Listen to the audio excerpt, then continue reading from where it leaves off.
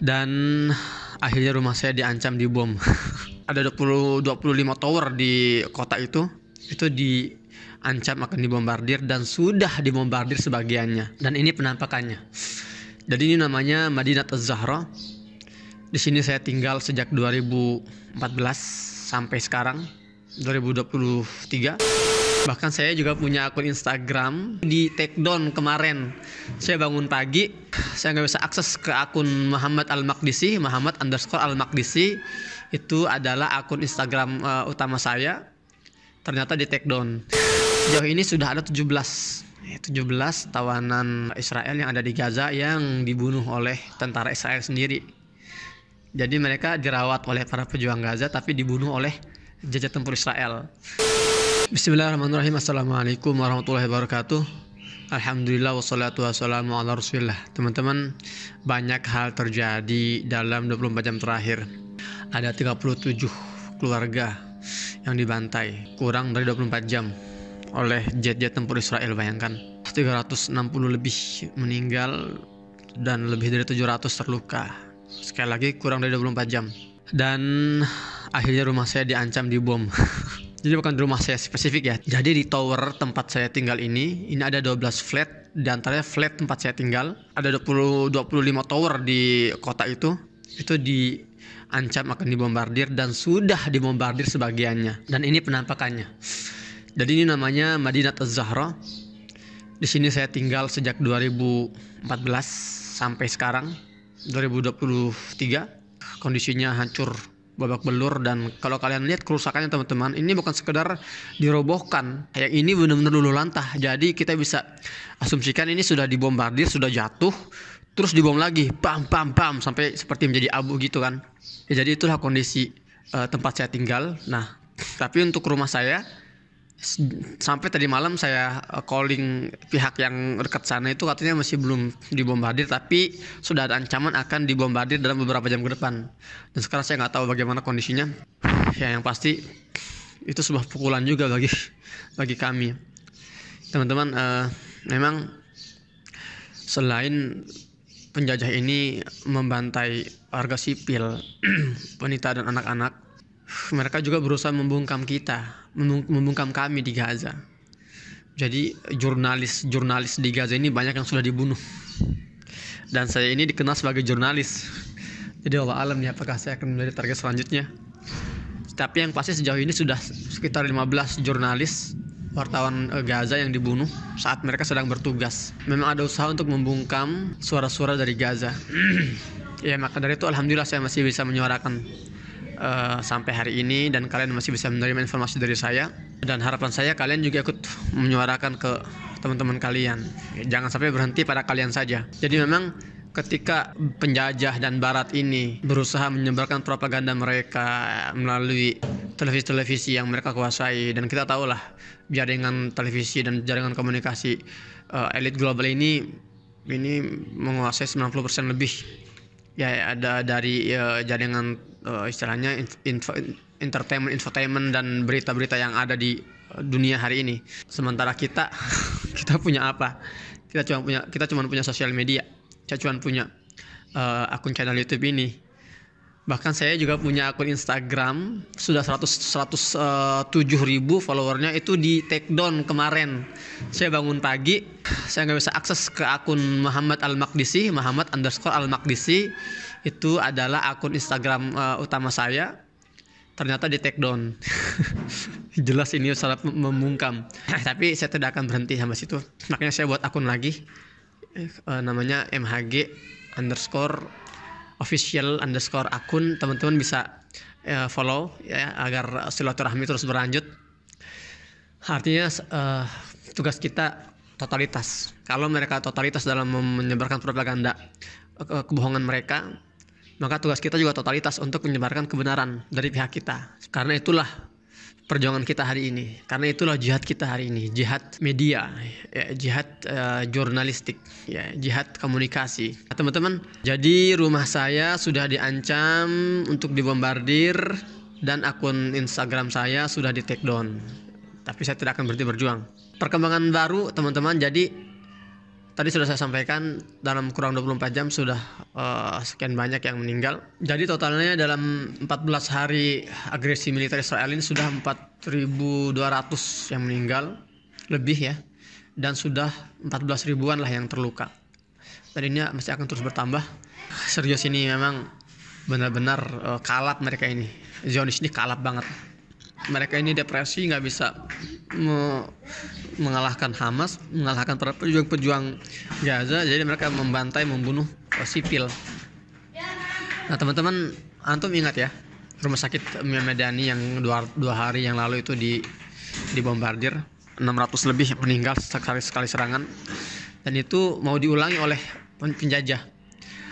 Tadi malam rumah sakit Al-Quds yang lokasinya di kota Talil Hawa di Gaza bagian utara, bagian selatan, itu diancam akan dibombardir. Jadi pihak manajemennya dihubungi oleh militer Israel segera kosongkan rumah sakit. Karena padahal di dalamnya itu ya teman-teman, di dalamnya itu ada 400 lebih pasien, ada tim medis juga ratusan, ada juga 12.000 orang yang lagi ngungsi di rumah sakit. Itu mau dibawa kemana?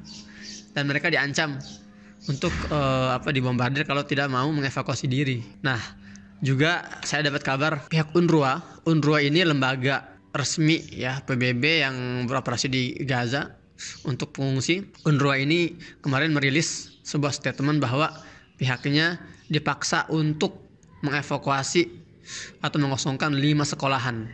Jadi ada 5 sekolahan PBB yang sekarang sedang dijadikan tempat pengungsian, itu pun diancam oleh penjajah ini akan dibombardir. Jadi harus dievakuasi. Bayangkan teman-teman, mereka mau lari kemana? Pengungsi ini sudah mengungsi dari rumah mereka, mencari tempat yang mereka anggap lebih aman. Tuh suara pesawat tuh deket banget tuh. Ini biasanya kalau udah gini jatuh nih. Ada beberapa bom biasanya. Ya, salim ya Allah. Dengar gak sih suaranya pesawatnya? Jet tempur ini F-16. Nah, jadi bayangkan teman-teman, warga ini mereka terpaksa mengungsi dari rumah mereka, mengungsi untuk mencari tempat yang mereka anggap lebih aman, dan mereka mengungsi ke sekolahan-sekolahan PBB ya, dengan harapan ya namanya PBB kan, mana mungkin dibom sih. Tapi PBB juga pengungsian PBB juga sudah diancam. Sudah harus dikosongkan 5 sekolahannya. Makanya UNRWA mengatakan dalam rilis tadi malam itu, artinya dengan demikian sudah benar-benar tidak ada lagi tempat aman untuk warga Gaza. Gak tahu sampai mana mereka akan berbuat ini. Sudah 4.100, bayangkan teman-teman, 4.100 lebih yang meninggal. Ini udah hanya dalam waktu kurang dari 2 minggu. Tahun 2014 itu kita dibombardir selama 50 hari. 2014 ya. Itu yang terbunuh itu cuma 2.200. Ini baru 2 minggu sudah 4.200. Ya Allah. Dan masih akan terus bertambah karena laporan juga menyebutkan ada 1.400 lebih korban yang masih tertimbun di bawah reruntuhan, di mana 720 diantaranya anak-anak. Dan informasi barunya tadi malam para pejuang Al-Qassam ya merilis atau melepaskan 2 tawanan sipil kewarganegaraan Amerika Serikat, seorang ibu dan seorang anaknya, seorang putrinya. Tapi putrinya udah gede ya, udah dewasa ya. Saya nggak tahu namanya, lupa, tapi udah disebutin namanya. Dan itu langsung disampaikan oleh juru bicara Al-Qassam, Abu Ubaidah. Itu langkah yang sangat cerdas. Jadi dia bilang dalam rilisnya, dia bilang sebagai bentuk penghormatan kita terhadap pemerintah Qatar ya, yang terus bernegosiasi untuk mengakhiri serangan. Jadi kami akan melepaskan 2 tawanan sipil dari warga Amerika. Artinya sebagai bentuk ini ya, respon positif itu, bahwa pihak pejuang pun ya kita siap untuk bekerja sama, kita siap untuk namanya itu berkolaborasi ya dalam menghentikan serangan-serangan ini gitu loh. Nah, dan dalam rilis tersebut juga dia mengatakan, Abu Ubaidah mengatakan, kami juga memang sudah berniat akan melepaskan seluruh tawanan sipil. Namun ketika kondisi sudah reda, artinya sudah risiko pengeboman sudah tidak ada. Memang dari awal teman-teman, prinsip para pejuang di Gaza ini, mereka tidak mau menawan sipil. Jadi target mereka adalah menawan para tentara. Ya, jadi tawanan tentara itu yang mereka akan akan terus mereka tawan untuk bergaining dalam perundingan pertukaran tawanan antara tawanan Yahudi Israel, tentara Israel, dan tawanan warga Palestina yang sampai saat ini masih ada ribuan jumlahnya di penjara-penjara Israel. Jadi gitu. Nah, itu langkah cerdas para pejuang. Jadi dia melepaskan dua orang itu akan menjadi tamparan telak untuk Joe Biden dan Netanyahu. Kenapa? Pertama, ini mengangkat posisi Qatar ya dalam perundingan yang sekarang sedang menjadi negara namanya mediator. Jadi kan sekarang yang jadi berusaha memediasi ini kan Qatar, kemudian juga Mesir, kemudian juga Amerika dan negara-negara Eropa berusaha memediasi antara dua belah pihak ini kan. Nah, dengan Hamas menyebut nama Qatar ya, yang telah berusaha semaksimal untuk berunding, artinya ini menaikkan bargaining negara Qatar, dan sekarang banyak teralih ya, negara-negara ini akan teralih pada Qatar untuk bersedia berunding dengan para pejuang di Gaza agar melepaskan sipil lainnya gitu ya. Itu yang pertama. Yang kedua, dengan dibebaskannya dua tawanan Amerika ini, dua wanita Amerika ini, mereka akan cerita nanti bagaimana perlakuan yang sangat humanis, yang sangat manusiawi dari para pejuang ketika mereka dalam tawanan. Kemudian mereka juga akan cerita bagaimana ngerinya kondisi Gaza di bawah bombardir Zionis Israel. Jadi ketika Joe Biden ini menyebarkan propaganda bahwa katanya para pejuang Gaza ini memenggal ya puluhan kepala anak-anak Israel yang ternyata sudah dibuktikan itu adalah hoax, dan katanya ada juga tuduhan bahwa para pejuang Gaza ini memperkosa ya tawanan wanita gitu kan, atau juga ada yang mengatakan ini membunuh para sipil. Ini sementara akan terbantahkan sendiri oleh dua orang ini, dua orang tawanan ini gitu loh, kalau mereka tidak berbohong ya. Karena ya kita tahulah track recordnya para pejuang Gaza ini memang memegang teguh prinsip memuliakan tawanan. Bahkan mereka lebih memuliakan tawanan dibandingkan rakyat sendiri gitu loh. Tawanan ini dikasih makan yang layak, sementara banyak warga Gaza sendiri yang sebetulnya tidak cukup untuk makan sehari-hari gitu kan, ya hanya dengan makanan yang sangat sederhana. Kedua, ada sebuah wawancara antara juru bicara militer Israel ya, namanya tuh Avichai namanya, Avichai Adrai kalau nggak salah itu. Dia wawancara dengan wartawannya Al Jazeera. Jadi ketika juru bicara militer Israel ini menuduh para pejuang Gaza menjadikan warga sipil sebagai tameng hidup mereka ya, dibalas tuh oleh si pembawa acara itu ya, presenter itu. Dia bilang, lah Hamas ngapain repot-repot menjadikan warga Gaza jadi tameng manusia, kenapa tidak tawanan Israel aja yang dijadikan tameng manusia gitu kan. Itu lebih aman sebetulnya. Tapi para pejuang Gaza enggak pernah misalnya meletakkan tawanan-tawanan sipil Israel di atas gedung-gedung di Gaza agar tidak dibom misalnya kan. Itu namanya tameng hidup. Tapi enggak, artinya ini mematahkan fitnah bahwa Hamas menjadikan warga ini sebagai tameng hidup. Ya, kalau mereka mau jangan warganya, tapi tawanan Israel lah yang dijadikan tameng hidup. Tapi enggak kan, sekali lagi enggak. Nah, ini menunjukkan bahwa memang fair, para pejuang Gaza ini fair. Ya, mereka mematuhi peraturan undang-undang Jenewa ya, yang mengharuskan menjaga tawanan dan merawat tawanan sebaik mungkin gitu kan.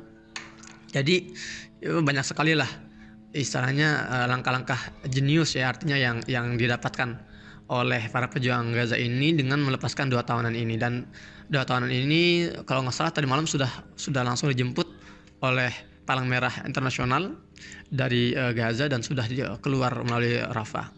Jadi itu informasi kedua. Dan juga masih mengenai tawanan, saya sudah upload sebetulnya 2 hari atau 3 hari yang lalu tentang tawanan wanita Yahudi yang ada di para pejuang Gaza yang dirawat sampai dioperasi, sampai benar-benar dijaga gitu kan. Tapi itu video yang saya upload itu di take down oleh YouTube. Jadi saya akan sampaikan informasi yang sudah dihapus itu Sejauh ini sudah ada 17 tawanan Israel yang ada di Gaza yang dibunuh oleh tentara Israel sendiri. Jadi mereka dirawat oleh para pejuang Gaza tapi dibunuh oleh jajah tempur Israel. Dan itu dirilis secara fair, itu dirilis oleh para pejuang Gaza. Mereka menyebut pada awal itu ada 13 tawanan Yahudi, tawanan Israel yang terbunuh dalam beberapa serangan udara, dan itu mereka terbunuh di 3 tempat terpisah. Dan setelahnya itu mereka rilis lagi ada sekitar 5 atau 7 ya yang lagi-lagi terbunuh dalam serangan jet tempur Israel. Jadi perhatikan ya, itu ironis sekali. Ketika warga Gaza berusaha menjaga agar para tawanan itu aman, terawat, istilahnya terjamin, tapi malah dibunuh oleh jajah tempur Israel. Memang bagi Israel mereka sangat mengharapkan mati aja deh tawanan kita gitu. Jadi mereka sengaja ketika mereka mengetahui ada lokasi tawanan mereka di sana, mereka bom agar mengurangi daya bargaining para pejuang. Jadi semakin dikit para pejuang Gaza itu memiliki tawanan Israel, semakin kecil bargaining yang mereka miliki. Memang kejam banget sih. Itulah yang sekarang terjadi di Gaza, teman-teman. Ya mungkin saya nggak bisa bicara banyak.